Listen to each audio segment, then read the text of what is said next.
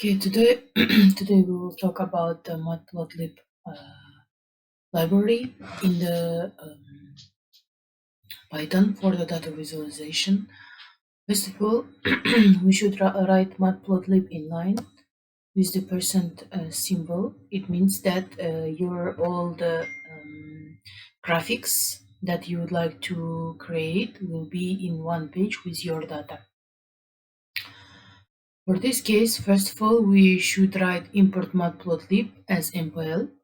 Then we should write matplotlib by plot as plt.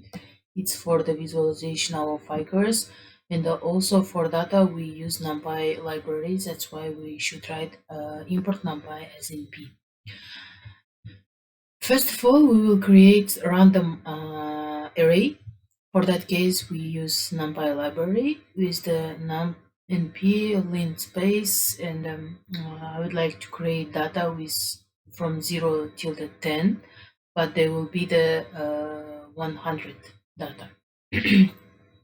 And that's why I will visualize.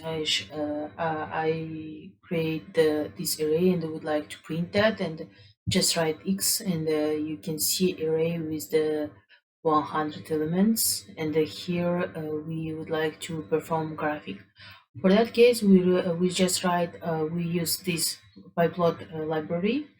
We write plt.figure, and for visualization also write plt plot, and for the x we use x, for the y we use numpy since x of this data, and for the next plot we use just x numpy cosine x. And if you push the button run, you can see this kind of data. Yeah, this kind of data, sorry, no data. It will show you this figure.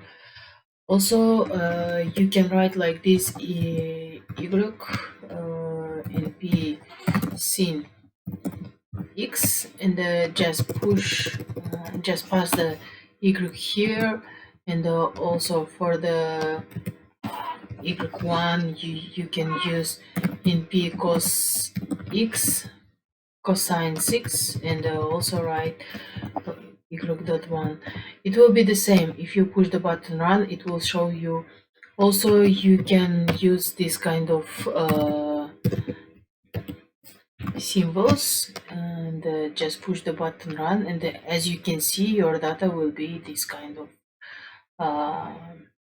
this type.